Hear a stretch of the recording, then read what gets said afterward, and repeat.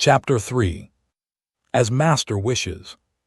3 seconds before the arrival of J.B. Hobson's letter, I no more dreamed of chasing the unicorn than of trying for the Northwest Passage. 3 seconds after reading this letter from the Honorable Secretary of the Navy, I understood at last that my true vocation, my sole purpose in life, was to hunt down this disturbing monster and rid the world of it. Even so, I had just returned from an arduous journey, exhausted and badly needing a rest. I wanted nothing more than to see my country again, my friends, my modest quarters by the botanical gardens, my dearly beloved collections. But now nothing could hold me back. I forgot everything else, and without another thought of exhaustion, friends, or collections, I accepted the American government's offer. Besides, I mused, all roads lead home to Europe, and our unicorn may be gracious enough to take me toward the coast of France. That fine animal may even let itself be captured in European seas as a personal favor to me, and I'll bring back to the Museum of Natural History at least half a meter of its ivory lance. But in the meantime, I would have to look for this narwhal in the northern Pacific Ocean, which meant returning to France by way of the Antipodes. Conseil. I called in an impatient voice.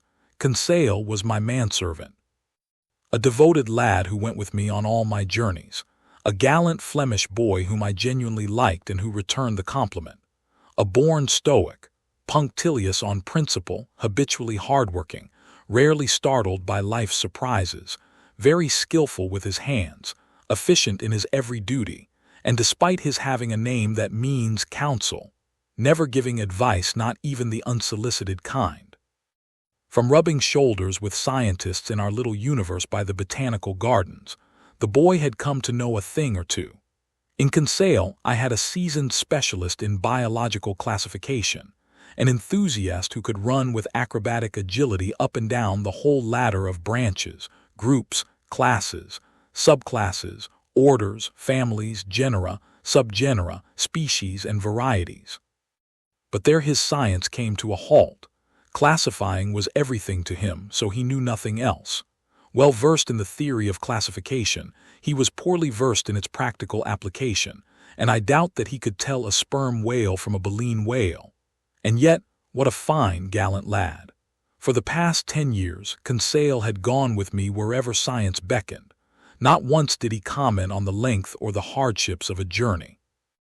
Never did he object to buckling up his suitcase for any country whatever, China or the Congo, no matter how far off it was. He went here, there, and everywhere in perfect contentment. Moreover, he enjoyed excellent health that defied all ailments, owned solid muscles, but hadn't a nerve in him, not a sign of nerves, the mental type, I mean. The lad was 30 years old, and his age to that of his employer was as 15 is to 20. Please forgive me for this underhanded way of admitting I had turned 40, but Conseil had one flaw. He was a fanatic on formality, and he only addressed me in the third person to the point where it got tiresome. Conseil, I repeated, while feverishly beginning my preparations for departure. To be sure, I had confidence in this devoted lad. Ordinarily, I never asked whether or not it suited him to go with me on my journeys, but this time an expedition was at issue that could drag on indefinitely, a hazardous undertaking whose purpose was to hunt an animal that could sink a frigate as easily as a walnut shell. There was good reason to stop and think, even for the world's most emotionless man. What would Conseil say? Conseil, I called a third time. Conseil appeared. Did Master summon me? He said, entering. Yes, my boy, get my things ready, get yours ready. We're departing in 2 hours. As Master wishes, Conseil replied serenely. We haven't a moment to lose. Pack as much into my trunk as you can, my traveling kit, my suits, shirts, and socks. Don't bother counting, just squeeze it all in and hurry. What about Master's collections? Conseil ventured to observe. We'll deal with them later. What? The Archaeotherium, Hyracotherium, Oreodonts, Cheropotamus, and Master's other fossil skeletons. The hotel will keep them for us. What about Master's live Barbaroussa? They'll feed it during our absence. Anyhow, we'll leave instructions to ship the whole menagerie to France. Then we aren't returning to Paris? Conseil asked. Yes, we are, certainly. I replied evasively, but after we make a detour. Whatever detour Master wishes. Oh, it's nothing really, a route slightly less direct, that's all. We're leaving on the Abraham Lincoln. As Master thinks best, Conseil replied placidly. You see, my friend, it's an issue of the monster, the notorious narwhal. We're going to rid the seas of it. The author of a 2-volume work in quarto on the mysteries of the great ocean depths has no excuse for not setting sail with Commander Farragut. It's a glorious mission, but also a dangerous one. We don't know where it will take us. These beasts can be quite unpredictable. But we're going just the same. We have a commander who's game for anything. What Master does, I'll do, Conseil replied. But think it over, because I don't want to hide anything from you. This is one of those voyages from which people don't always come back. As Master wishes. A quarter of an hour later, our trunks were ready. Conseil did them in a flash, and I was sure the lad hadn't missed a thing, because he classified shirts and suits as expertly as birds and mammals. The hotel elevator dropped us off in the main vestibule on the mezzanine. I went down a short stair leading to the ground floor. I settled my bill at that huge counter that was always under siege by a considerable crowd. I left instructions for shipping my containers of stuffed animals and dried plants to Paris, France. I opened a line of credit sufficient to cover the Barbarossa, and Conseil at my heels, I jumped into a carriage. For a fare of 20 francs, the vehicle went down Broadway to Union Square, took 4th Ave to its junction with Bowery St., turned into Katrin St., and halted at Pier 34. There the Katrin ferry transferred men, horses, and carriage to Brooklyn, that great New York annex located on the left bank of the East River, and in a few minutes we arrived at the wharf next to which the Abraham Lincoln was vomiting torrents of black smoke from its 2 funnels. Our baggage was immediately carried to the deck of the frigate. I rushed aboard. I asked for Commander Farragut. One of the sailors led me to the afterdeck, where I stood in the presence of a smart-looking officer who extended his hand to me. Professor Pierre Aronnax, he said to me. The same, I replied. Commander Farragut, in person. Welcome aboard, Professor. Your cabin is waiting for you. I bowed, and letting the commander attend to getting under way, I was taken to the cabin that had been set aside for me. The Abraham Lincoln had been perfectly chosen and fitted out for its new assignment. It was a high-speed frigate furnished with superheating equipment that allowed the tension of its steam to build to 7 atmospheres. Under this pressure, the Abraham Lincoln reached an average speed of 18.3 miles per hour, a considerable speed but still not enough to cope with our gigantic cetacean. The frigate's interior accommodations complemented its nautical virtues. I was well satisfied with my cabin, which was located in the stern and opened into the officers' mess.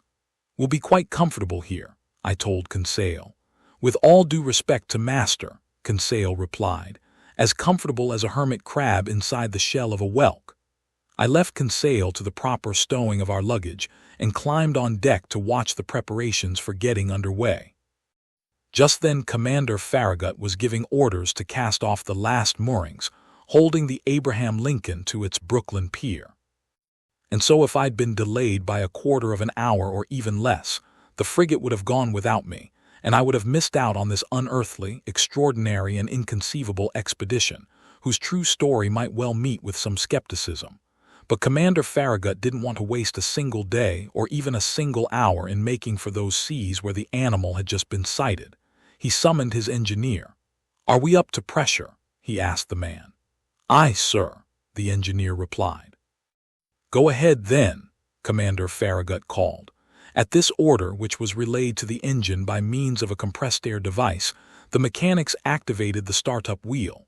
Steam rushed whistling into the gaping valves. Long horizontal pistons groaned and pushed the tie rods of the drive shaft. The blades of the propeller churned the waves with increasing speed, and the Abraham Lincoln moved out majestically amid a spectator-laden escort of some 100 ferries and tenders. Author's note: tenders are small steamboats that assist the big liners. The wharves of Brooklyn and every part of New York bordering the East River were crowded with curiosity seekers. Departing from 500,000 throats, 3 cheers burst forth in succession. Thousands of handkerchiefs were waving above these tightly packed masses, hailing the Abraham Lincoln until it reached the waters of the Hudson River, at the tip of the long peninsula that forms New York City. The frigate then went along the New Jersey coast, the wonderful right bank of this river, all loaded down with country homes, and passed by the forts to salutes from their biggest cannons. The Abraham Lincoln replied by 3 times lowering and hoisting the American flag, whose 39 stars gleamed from the gaff of the mizzen sail. Then, changing speed to take the buoy-marked channel that curved into the inner bay formed by the spit of Sandy Hook, it hugged this sand-covered strip of land where thousands of spectators acclaimed us one more time. The escort of boats and tenders still followed the frigate and only left us when we came abreast of the lightship, whose 2 signal lights marked the entrance of the Narrows to upper New York Bay. 3 o'clock then sounded. The harbor pilot went down into his dinghy and rejoined a little schooner waiting for him to leeward. The furnaces were stoked, the propeller churned the waves more swiftly, the frigate skirted the flat, yellow coast of Long Island, and at 8 o'clock in the evening, after the lights of Fire Island had vanished into the northwest, we ran at full steam onto the dark waters of the Atlantic. Chapter 4. Ned Land. Commander Farragut was a good seaman, worthy of the frigate he commanded. His ship and he were one. He was its very soul. On the cetacean question no doubts arose in his mind, and he didn't allow the animal's existence to be disputed aboard his vessel. He believed in it as certain pious women believe in the Leviathan from the book of Job out of faith, not reason. The monster existed, and he had vowed to rid the seas of it. The man was a sort of Knight of Rhodes, a latter-day Sir Dieudonné of Gozo, on his way to fight an encounter with the dragon devastating the island. Either Commander Farragut would slay the narwhal, or the narwhal would slay Commander Farragut. No middle of the road for these two. The ship's officers shared the views of their leader. They could be heard chatting, discussing, arguing, calculating the different chances of an encounter, and observing the vast expanse of the ocean. Voluntary watches from the crosstrees of the topgallant sail were self-imposed by more than one who would have cursed such toil under any other circumstances. As often as the sun swept over its daily arc, the masts were populated with sailors whose feet itched and couldn't hold still on the planking of the deck below. And the Abraham Lincoln stempost hadn't even cut the suspected waters of the Pacific. As for the crew, they only wanted to encounter the unicorn, harpoon it, haul it on board, and carve it up. They surveyed the sea with scrupulous care. Besides, Commander Farragut had mentioned that a certain sum of $2,000 was waiting for the man who first sighted the animal, be he cabin boy or sailor, mate or officer. I'll let the reader decide whether eyes got proper exercise aboard the Abraham Lincoln. As for me, I didn't lag behind the others, and I yielded to no one my share in these daily observations. Our frigate would have had 50 good reasons for renaming itself the Argus, after that mythological beast with 100 eyes. The lone rebel among us was Conseil, who seemed utterly uninterested in the question exciting us, and was out of step with the general enthusiasm on board. As I said, Commander Farragut had carefully equipped his ship with all the gear needed to fish for a gigantic cetacean. No whaling vessel could have been better armed. We had every known mechanism, from the hand-hurled harpoon to the blunderbuss firing barbed arrows to the duck gun with exploding bullets. On the forecastle was mounted the latest model breech-loading cannon, very heavy of barrel and narrow of bore, a weapon that would figure in the Universal Exhibition of 1867. Made in America, this valuable instrument could fire a 4-kilogram conical projectile an average distance of 16 kilometers without the least bother. So the Abraham Lincoln wasn't lacking in means of destruction. But it had better still. It had Ned Land, the king of harpooners.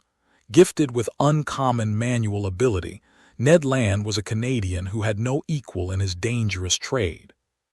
Dexterity, coolness, bravery, and cunning were virtues he possessed to a high degree, and it took a truly crafty baleen whale or an exceptionally astute sperm whale to elude the thrusts of his harpoon. Ned Land was about 40 years old.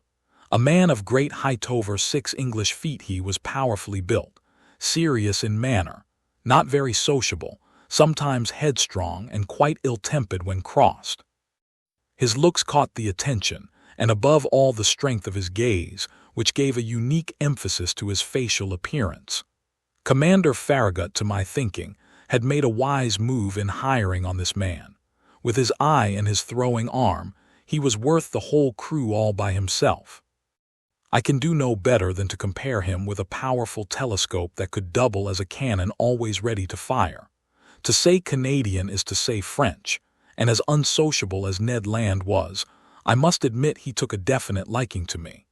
No doubt it was my nationality that attracted him.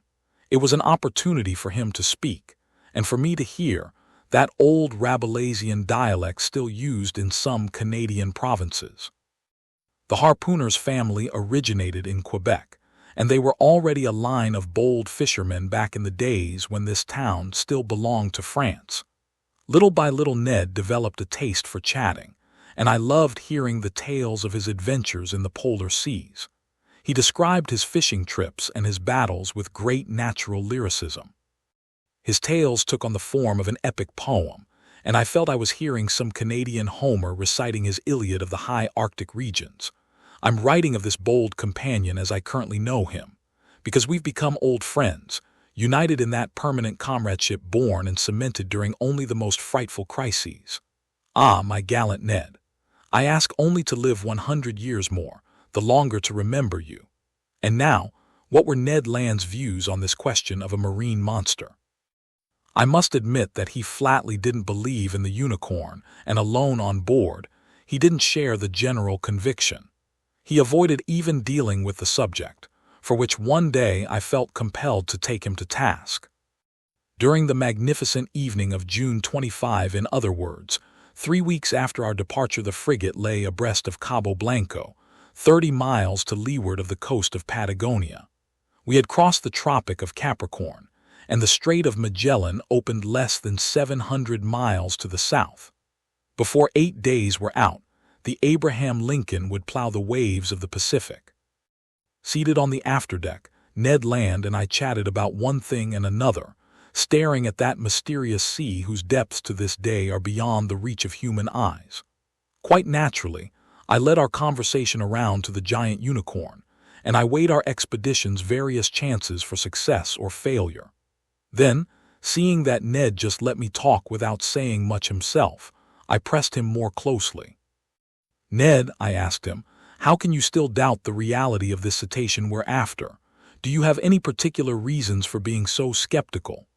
The harpooner stared at me a while before replying, slapped his broad forehead in one of his standard gestures, closed his eyes as if to collect himself, and finally said, "Just maybe, Professor Aronnax." "But Ned, you're a professional whaler, a man familiar with all the great marine mammals. Your mind should easily accept this hypothesis of an enormous cetacean, and you ought to be the last one to doubt it under these circumstances." "That's just where you're mistaken, Professor," Ned replied. "The common man may still believe in fabulous comets crossing outer space, or in prehistoric monsters living at the Earth's core, but astronomers and geologists don't swallow such fairy tales. It's the same with whalers. I've chased plenty of cetaceans, I've harpooned a good number, I've killed several.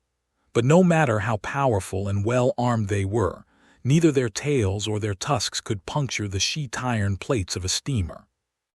Even so, Ned, people mention vessels that narwhal tusks have run clean through. Wooden ships maybe," the Canadian replied, "but I've never seen the like. So till I have proof to the contrary, I'll deny that baleen whales, sperm whales, or unicorns can do any such thing. Listen to me, Ned.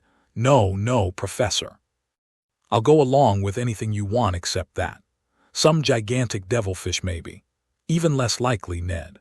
The devilfish is merely a mollusk, and even this name hints at its semi-liquid flesh, because its Latin meaning soft one.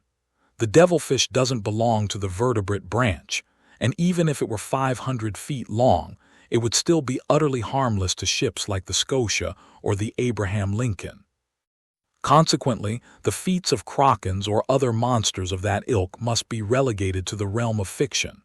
So, Mr. Naturalist, Ned Land continued in a bantering tone, you'll just keep on believing in the existence of some enormous cetacean. Yes, Ned, I repeat it with a conviction backed by factual logic. I believe in the existence of a mammal with a powerful constitution, belonging to the vertebrate branch like baleen whales, sperm whales, or dolphins, and armed with a tusk made of horn that has tremendous penetrating power.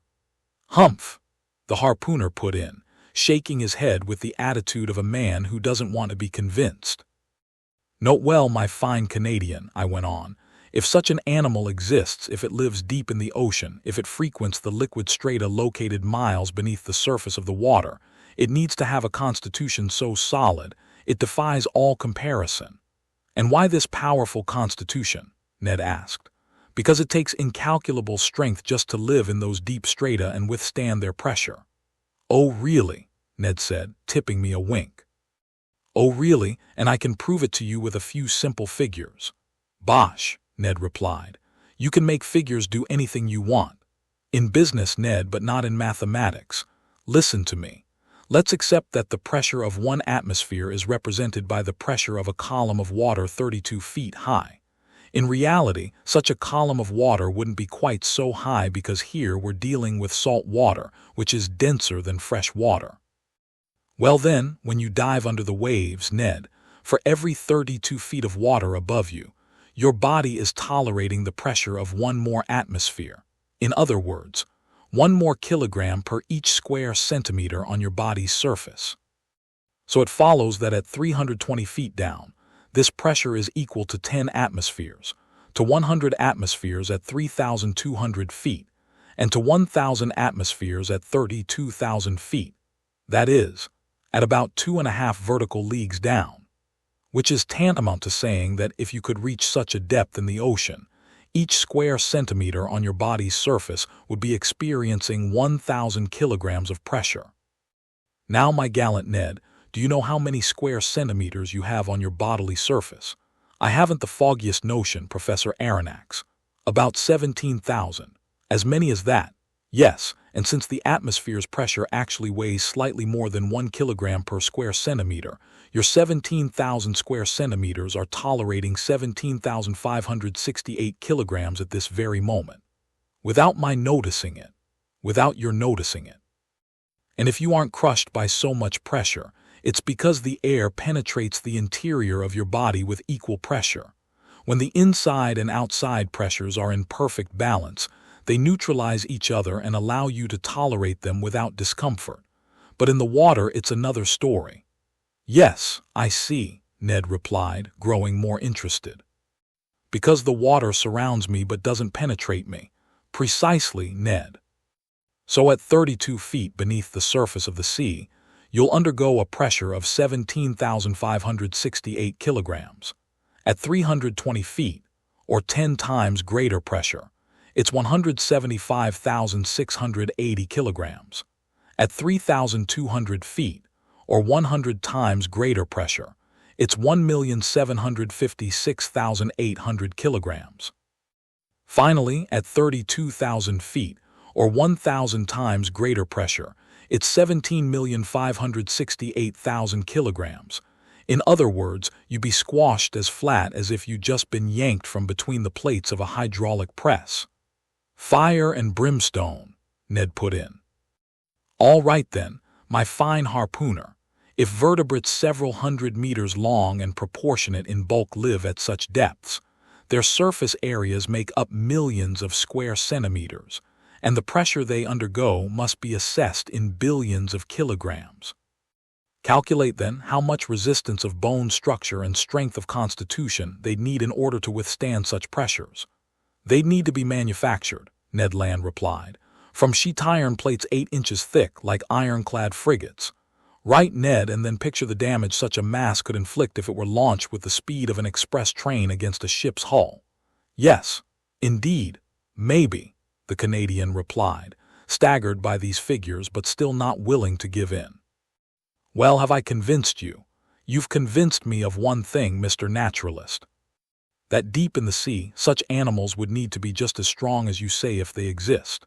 But if they don't exist, my stubborn harpooner, how do you explain the accident that happened to the Scotia?"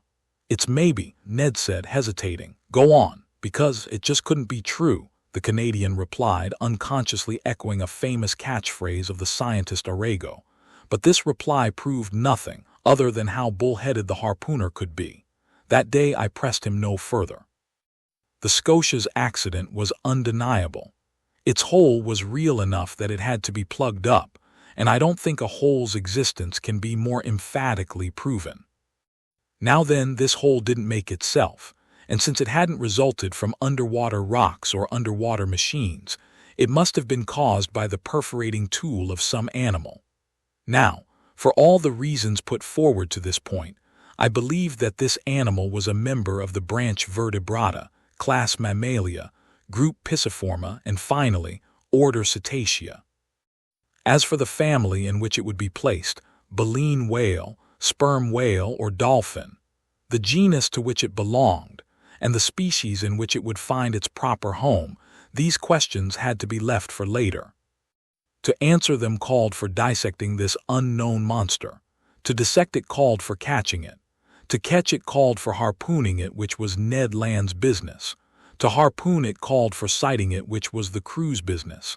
And to sight it called for encountering it, which was a chancy business. Chapter 5. At Random.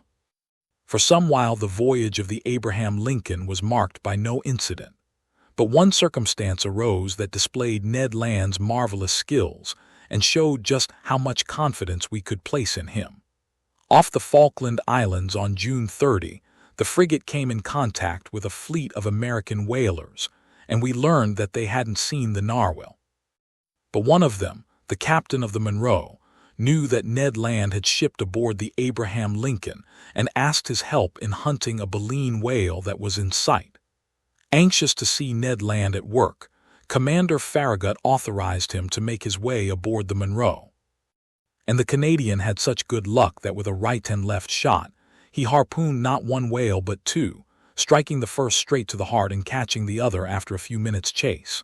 Assuredly, if the monster ever had to deal with Ned Land's harpoon, I wouldn't bet on the monster. The frigate sailed along the east coast of South America with prodigious speed. By July 3, we were at the entrance to the Strait of Magellan, abreast of Cabo de las Virgenes. But Commander Farragut was unwilling to attempt this tortuous passageway and maneuvered instead to double Cape Horn. The crew sided with him unanimously. Indeed, were we likely to encounter the narwhal in such a cramped strait?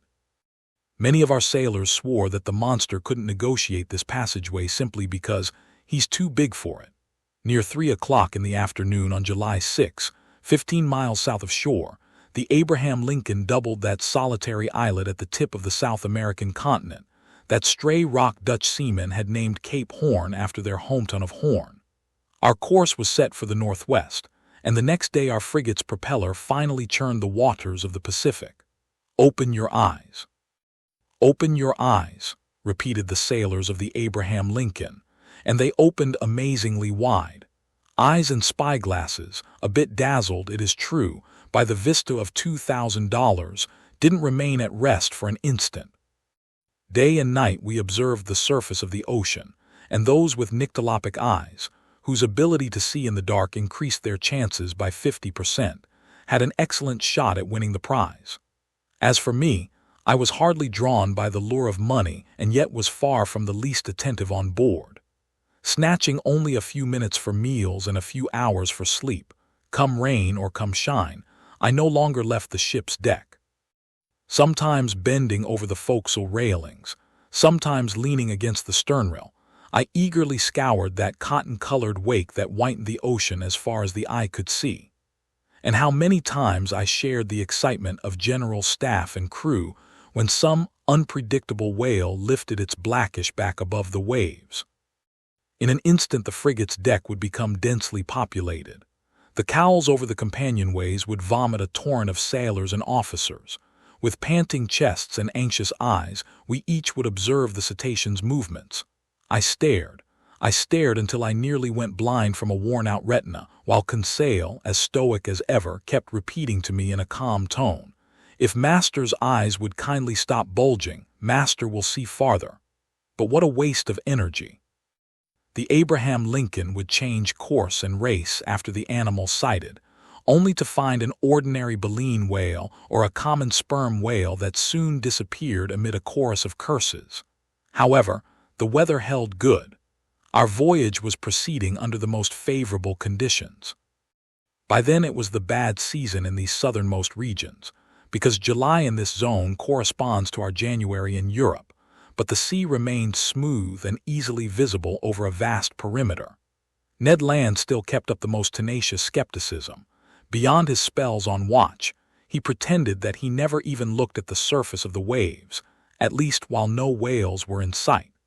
And yet the marvelous power of his vision could have performed yeoman service. But this stubborn Canadian spent 8 hours out of every 12 reading or sleeping in his cabin. 100 times I chided him for his unconcern. "Bah," he replied. "Nothing's out there, Professor Aronnax, and if there is some animal, what chance would we have of spotting it?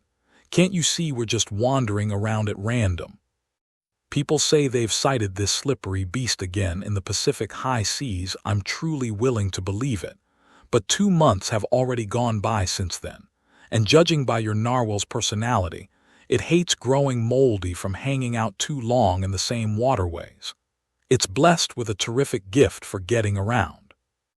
Now, Professor, you know even better than I that nature doesn't violate good sense, and she wouldn't give some naturally slow animal the ability to move swiftly if it hadn't a need to use that talent. So if the beast does exist, it's already long gone." I had no reply to this. Obviously, we were just groping blindly, but how else could we go about it? All the same, our chances were automatically pretty limited. Yet everyone still felt confident of success, and not a sailor on board would have bet against the narwhal appearing, and soon. On July 20, we cut the Tropic of Capricorn at longitude 105 degrees, and by the 27th of the same month, we had cleared the equator on the 110th meridian. These bearings determined, the frigate took a more decisive westward heading and tackled the seas of the Central Pacific. Commander Farragut felt, and with good reason, that it was best to stay in deep waters and keep his distance from continents or islands, whose neighborhoods the animal always seemed to avoid, no doubt, our bosun said, because there isn't enough water for him. So the frigate kept well out when passing the Tuamotu, Marquesas, and Hawaiian Islands, then cut the Tropic of Cancer at longitude 132 degrees and headed for the seas of China. We were finally in the area of the monster's latest antics, and in all honesty, shipboard conditions became life-threatening. Hearts were pounding hideously, gearing up for futures full of incurable aneurysms. The entire crew suffered from a nervous excitement that it's beyond me to describe.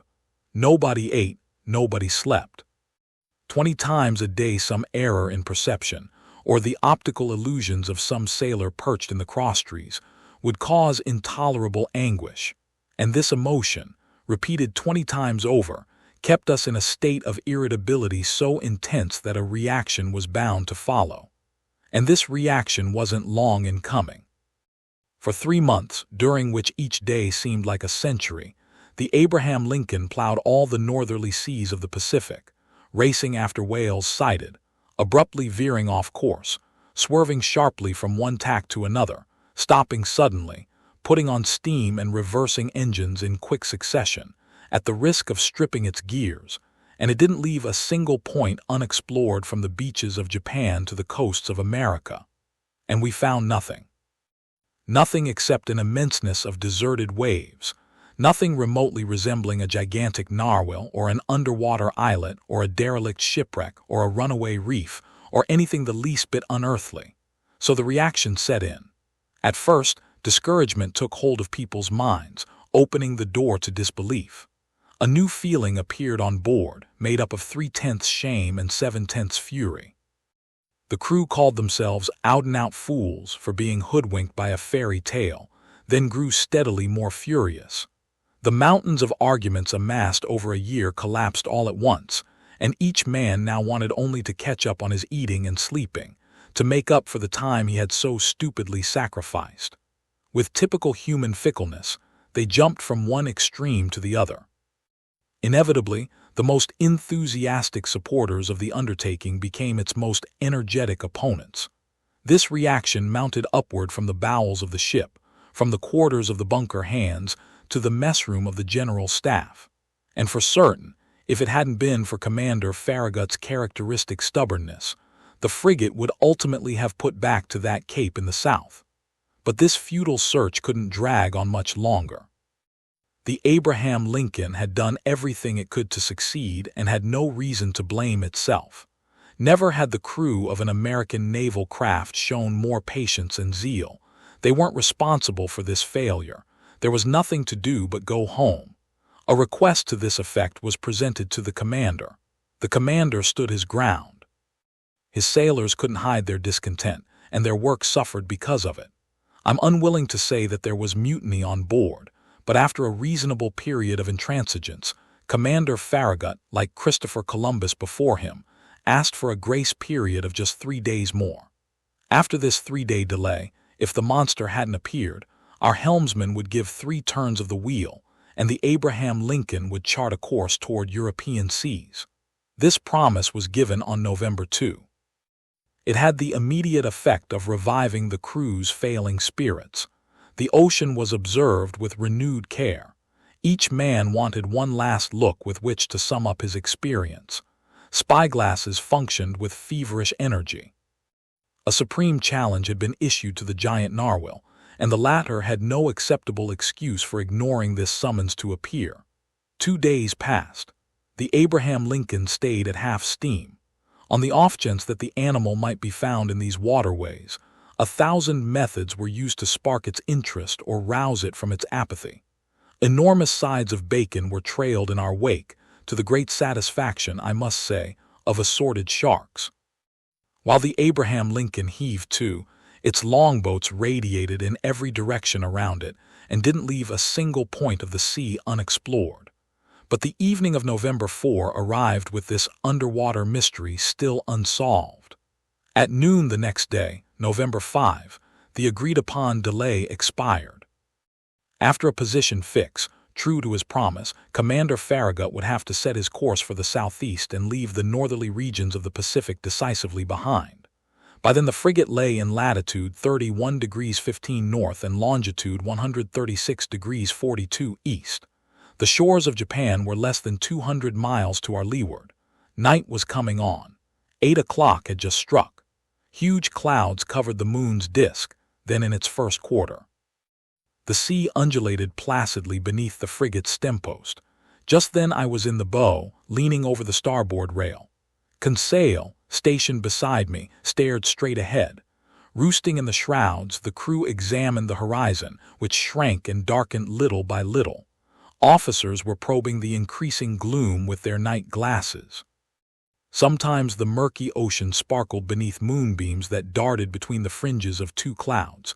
Then all traces of light vanished into the darkness. Observing Conseil, I discovered that, just barely, the gallant lad had fallen under the general influence. At least so I thought. Perhaps his nerves were twitching with curiosity for the first time in history.